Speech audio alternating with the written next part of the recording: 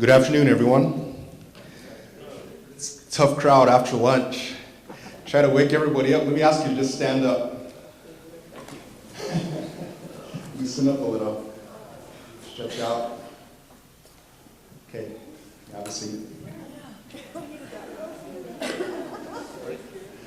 I saw many of you doing like I was doing, started to nod off. It's tough after lunch. With respect to each and every one of you and your tribes, as we're taught in our Pueblo country to acknowledge all of you,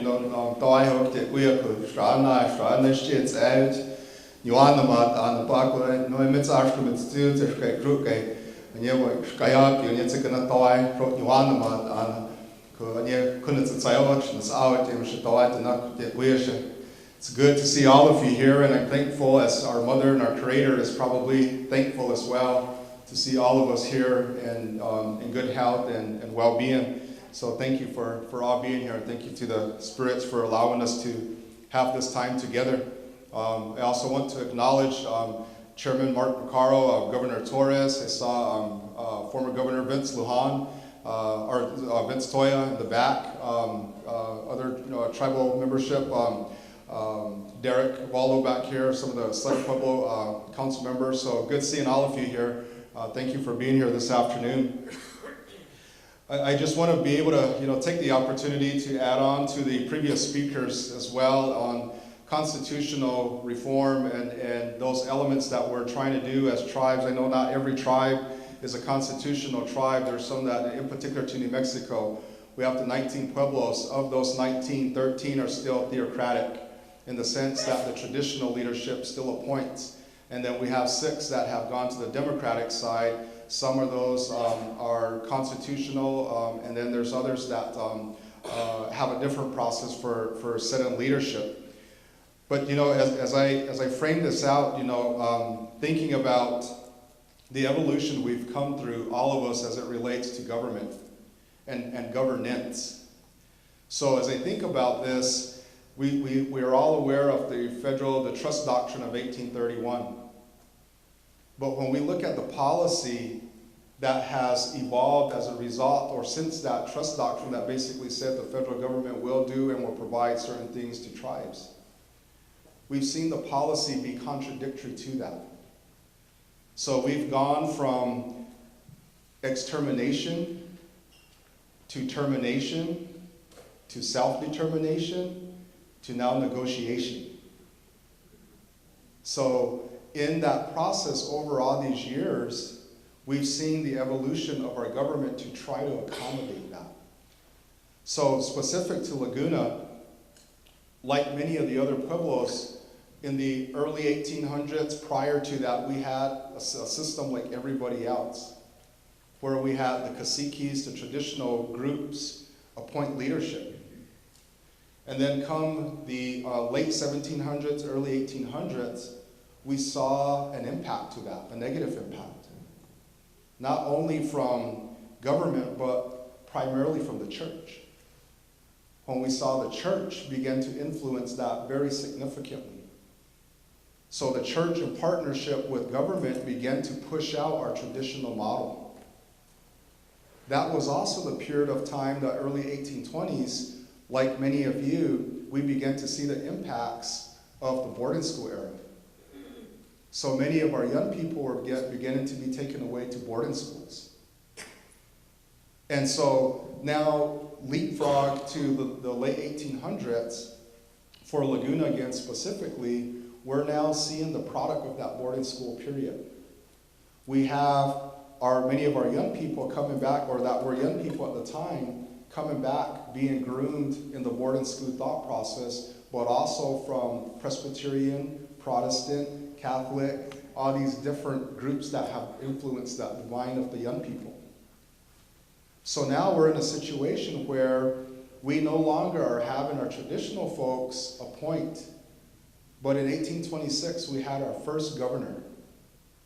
We didn't have a constitution or anything like that, but we had our first governor sat, and it was sat by the church and the government at the time. So we now see the late 1800s And for Laguna, we had a unique situation. I shouldn't say unique because I know there's a couple other pueblos that were in a similar situation. But we had 2 Anglo governors. Or actually 3 Anglo governors, Walter Marmon, his brother, and another individual by the name of George Pratt. 3 Anglo governors. Strong Presbyterian, and began that movement away from the traditional system to a constitutional form of government. During this time period, we also saw the U.S. government acknowledge not only Laguna, but all 19 pueblos by presenting each of the pueblos a king. So Abraham Lincoln provided, through recognition of John Collier and individuals like that, the recognition of the Pueblo governments, that we have the ability to self-govern, self-determine. So in recognition of that, symbolically there was a king given to each of the 19 pueblos, acknowledging our government structure. Looking a little forward from that, we also had 2 previous kings from the Mexican government in the 1820s for that very same purpose, and then in 1620 from the Spanish government for that very same purpose.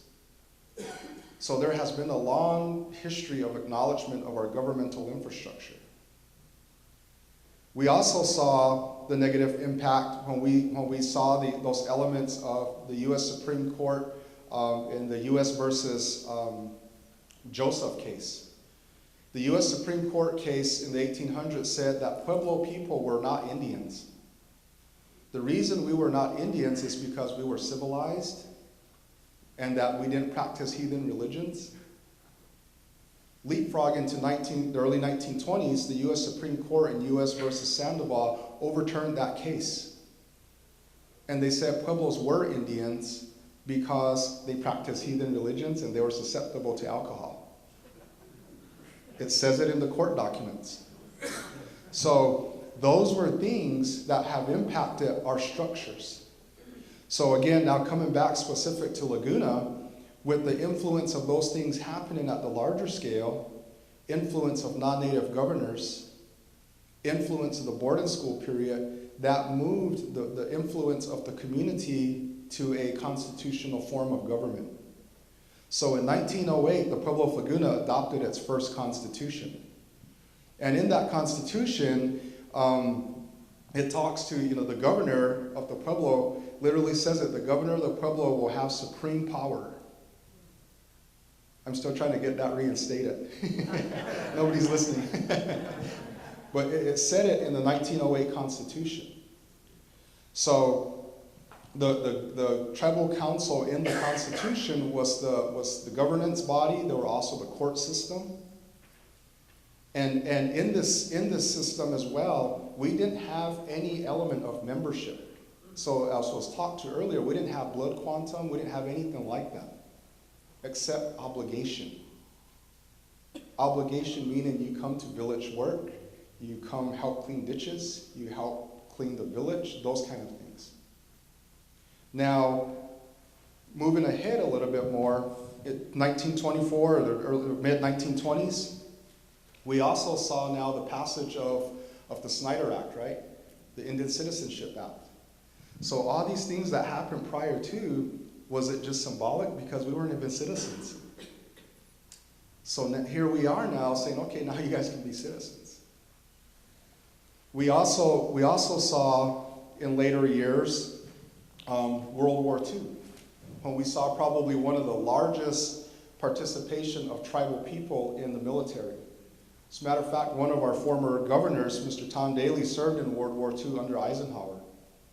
And he said, this is one of the best generals I served under. I would jump off a cliff for this guy. War ended, they come home, Eisenhower becomes president and institutes the Termination Act, right? So here he is saying, here's this guy I would have given my life with, now wants to do away with me. What the heck's going on? We also saw the passage of the 1934 IRA. We also saw in the 1940s the 1940 census. Those are 2 other elements that influenced Laguna. So now come 1949, Laguna changed, made its first amendment to its constitution. And in the Constitution, those amendments were to adopt an IRA form of government. This was now almost 50 years later. And it was to now include membership. But membership was based on residency and contribution, not on blood quantum. So at that point, if you were living at Laguna and you were doing your part and the tribal council felt that you've contributed, you applied for membership, you became a member. So as an example, we had an individual, full-blooded Zuni, married at Laguna, but he had lived there a number of years, did his part, applied for membership, became a member. So on paper, he's 4/4 Laguna. He also became governor. So those things happen. So it wasn't based on a quantum of blood. It was based on your contribution. So now, moving up to 1959 or 1958, 9 years later, after that, the first constitutional amendment, we made another amendment. And in that 1958 constitutional amendment, we advanced the membership element to now include blood quantum. But what's the driver here? In the late 1940s, early 1950s, the main form of revenue for our pueblo were the billboard signs and selling aggregate things like gravel and things like that for the construction of the interstate. So our income was not much. 25 bucks a month for the billboard signs. So it wasn't a lot. But what happened in the early 1950s, mid-1950s, was they discovered uranium at Laguna. So we went from practically having no money to all of a sudden having royalties of millions coming in a matter of about 9 years.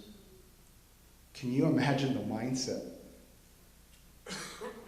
So what that did is they instituted the blood quantum and said, now you have to be 1/2 Laguna. And talking with some of the old folks that are still around and that were aware of the conversation that was going on in the community at the time, it was about how do we get more money by minimizing the number of membership. Totally contradictory to those core values and culture and those things that drove decisions prior to that. Totally contradictory.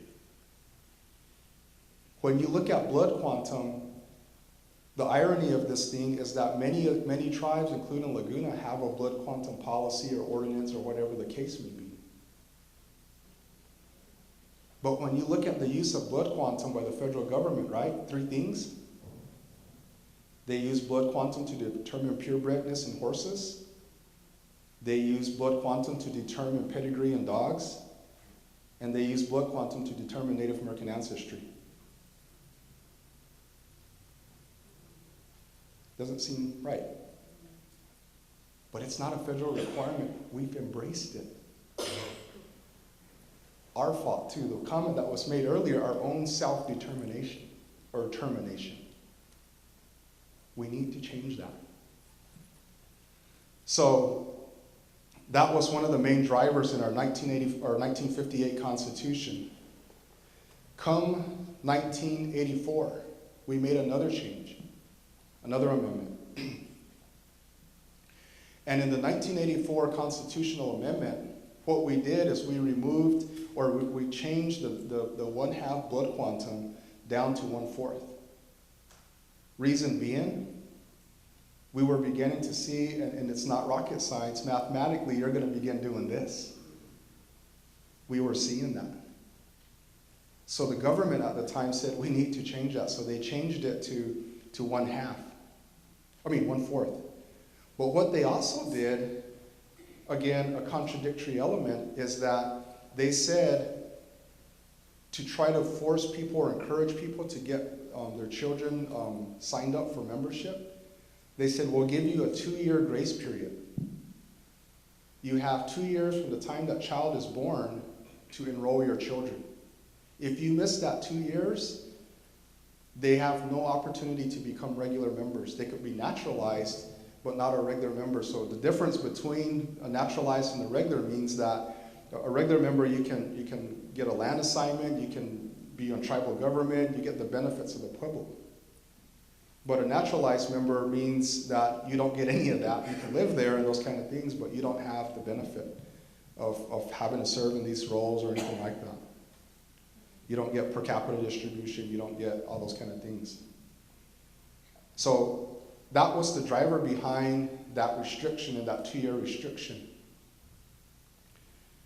And so that was one of the main elements. And also in that piece was to begin to look at the development of infrastructure, economic infrastructure, and being able to allow the creation of businesses and investment in those businesses. So that actually came as a part of that time period as well. Now, leapfrog into 2012, we had another constitutional amendment. And in that constitutional amendment, we changed 2 things, as Ian mentioned earlier. We removed secretarial approval, so the Department of Interior has no say in what we do, or we don't have to say, "Mother, may I?" The second thing we removed was that 2-year restriction. And the reason we removed that 2-year restriction is because we constantly say, our children, love our children, respect our children. Take care of, be protective of them, be embracing. Only if you meet the blood quantum. So we thought that was contradictory. That's why we took that piece out. Now we're at the direction of the Pueblo, the Pueblo membership, and the council has directed our enrollment committee and several of us to now go to that next step. How do we remove blood quantum? So we're at that stage now of that next step of removing blood quantum. Because none of us in this room, probably even science, cannot tell us if you're this much or this much Laguna or whatever. That's the mother's authority, not ours.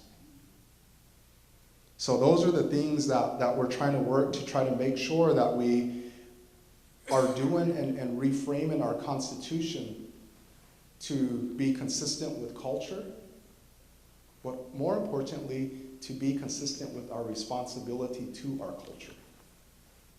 We always hear this idea of we need to teach culture, right? We need to teach tradition. My thought is you need to teach through culture. You need to teach through tradition. Because there's no 1 + 1 = culture, or 2 + 2 = culture.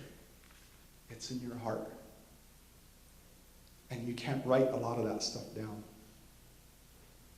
So those are some very, very critical elements that have worked into how we've looked at our Constitution. And as I mentioned earlier, that economic piece. So as I close my comments here, we're taught in our pueblos, and I'm sure in most of the tribes, recognizing all our creation stories, those kind of things are different. But we're taught that at the time we're made, when our mother, when she makes us or creates us, she bestows us with mayani, we're magic. But the magic isn't the ability to read a financial statement or engineer a building. It's amuj omis, love one another. Tinyej omis, respect one another. Bashuj omis, don't hurt each other. We meant to be disciplined in your thought process. Obedience, but not in the sense of I crack a whip and you jump. A reverence to a good way of life. That's the magic. But guess what? Sometimes we can't even talk to each other. Mom, I don't know why that's so hard. But if we can do that, that's the magic. Because I believe when our Creator makes us, she doesn't say, you're Laguna and you're whatever tribe. She just says, you're my children. We're the ones that label each other. So those are things that, become very critical when we're thinking about constitutional reform. But even taking reform a step further, we need to make it constitutional transformation, not reform, transformation. And that transformation has to be translational. Translational meaning, for a tribal member Joe Blow walking down the road to his cornfield, what does it mean to him? Not just those of us that have the privilege of sitting and crafting it. But what does it mean to him? That's very, very critical. And so, as leadership, when we look at the Constitution, in my mind, when we accept our offices in our Pueblo, and I know in a lot of the Pueblos at the beginning of the year, we're with our leadership, our traditional, our community, whatever. Our particular Pueblo, they give us the canes and give us our authorities and responsibilities. But in my mind, I remember this last go-around, one of our officials, when they gave him the cane, he said, now I have the power to do this, I have the power to do that, I have, so on and so forth. When it was my opportunity to comment, I share it with the people. You've given me the cane, but I have no power. Absolutely none. They've given me authority and they've given me responsibility. Henme, that's it. And it's defined for me in the Constitution. And our Constitution also is what we would say, ainagish, our protection. Because it says, look, here's what I'm allowed to do. But I would also caution, the Constitution doesn't protect you from integrity issues, nor does it protect you from stupidity. So those are things that we need to keep in mind, that a Constitution is not a savior. It's a tool. That's it. It's a tool. So, and lastly, I would also say, in these roles as leadership and being able to carry out the constitutions and the ordinances and bylaws and policies, whatever else you have, we need to do these things as leadership very humbly. As we're taught in our Pueblo, don't chase these positions. It's not about you. That literally means don't pound your chest, don't show off. These positions don't belong to us. They tell us, when you're selected to serve, you lose. You've lost the race. The reason you've lost is you've lost time with your family. You've lost your life, because now the people come first.